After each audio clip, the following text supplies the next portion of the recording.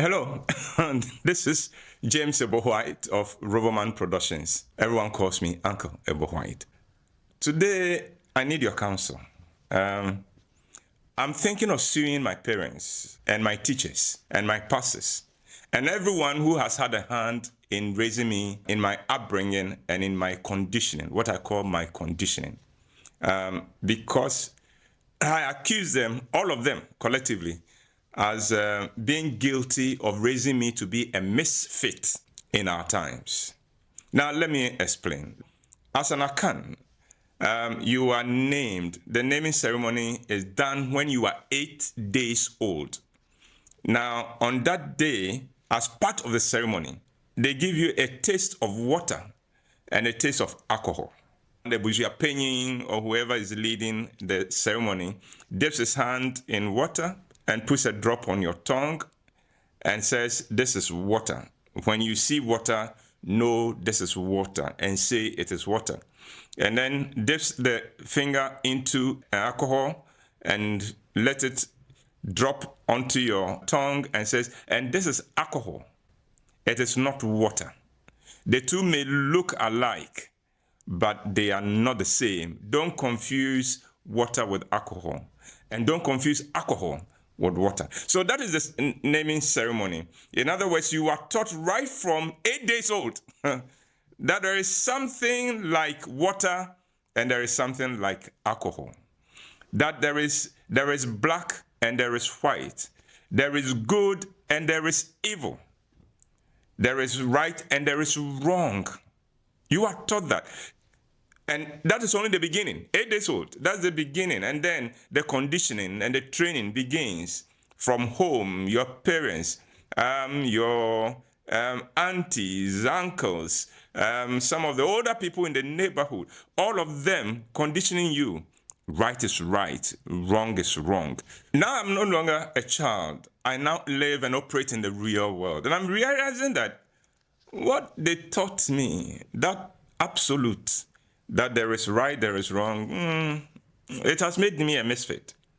Because I am seeing people in the public space who seem to have this mental agility to flow from within the confines of right and wrong. And for them, those constructs do not exist. The concept, they pay lip service to what is right. They pay lip service to what is wrong. But no, for them it does not exist. It's not a reality. I was not trained like that. And so this is what I'm finding, that in the real world, it looks like it is right if I benefit from it. And if my team, whatever that team is at the time, benefits from it. It is wrong if I don't benefit from it, and if my team does not benefit from it. So, a public project, the cost of it is given, and everything tells you, oh, this is exorbitant. Well, it is not exorbitant if I benefited from the bloated cost, and if my team benefited from the bloated costs, in which case I go up and I defend it with everything I have. It is the right thing, the right cost. In fact, you even try to convince people that we got it at a budget, at a reasonable budget. But if I didn't benefit from it, my team does not benefit from it, then I must go to town and scream as passionately as possible, "This is robbery. This is daylight robbery." Because we didn't benefit from it. So the cost itself does not matter. What matters is, did I benefit from it? If I did, great. It is great. I didn't benefit from it. They are robbing the state. They are doing the wrong thing. They must be arrested. They must be charged for causing financial loss to the state. Someone misconducts himself in office. My training is that if somebody has misconducts himself, he has misconducted himself. And that every right-thinking person's duty is to call that person up. Oh, in the real world, no, no, no, no. The person has misconducted himself, but if he's on my team, and if his misconduct benefited me and my team in any way, then no, no, no, no, no, no, no. It is not misconduct. We will defend him. We will defend his actions. And we'll say he's the best person for that role. And then we'll take on anyone who dares call it a misconduct. That person will act as if that person is our enemy, and we'll fight that person and put that person to shame for daring to say that our team member has just misconducted himself. But if this person, same conduct, if this person is not on my team and his misconduct does not benefit me in any way, then crucify him. Then attack him. And not just that, attack him and attack anyone who is defending him as well.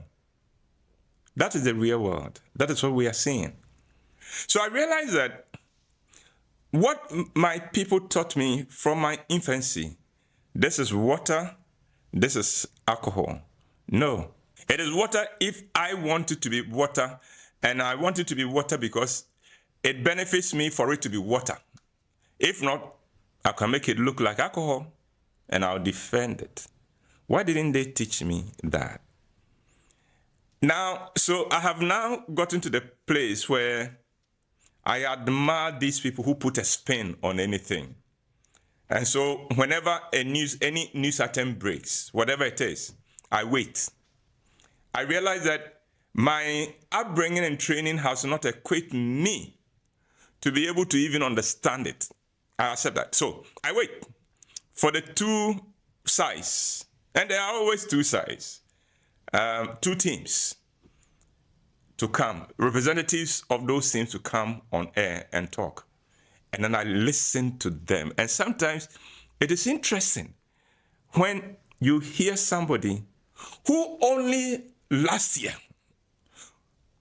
had a certain position on the same thing, now speaking passionately from another angle, taking another position at it. Then, so I listen to one side carefully, and I'm admiring the intelligence that they have, and I know I don't have it, and then I don't take what they say seriously because I know they themselves don't take it seriously. They don't believe, and they are not sincere with what they are saying. It's a game. Then I wait for the other person, the other side, a representative of the other side, who also is coming to play the game. They understand the game. And whatever he's saying so passionately, you know, he doesn't even believe it. He's not sincere about it. It serves his purpose. It serves his purpose for people like me who have been raised to be misfits in this society because they know we would listen and would hear them. But everybody who understands the game knows, so don't mind him. Now, that is why I want to sue my parents, my teachers, and my pastors, and all those who have a hand in training me. And the reason why I want to sue them, and I don't know what you think, the reason why I want to sue them is because others must be stopped from being raised like they have raised me. Now, what is alarming me about this whole situation is the discovery that it is not just Ghanaian. It's not just a Ghanaian thing. I'm beginning to realize that it is universal. Take the US.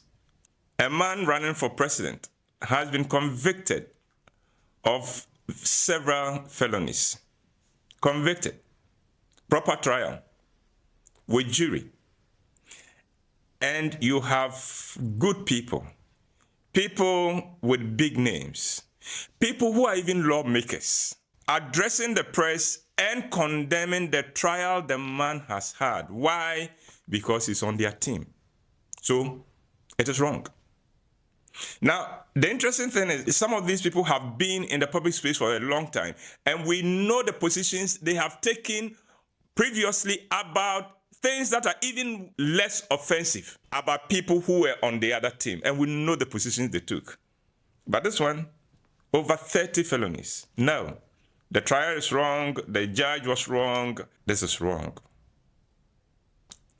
When Obama was president, there was a scandal that broke. Obama is getting down from Marine One, and he has a cup of coffee in his hand.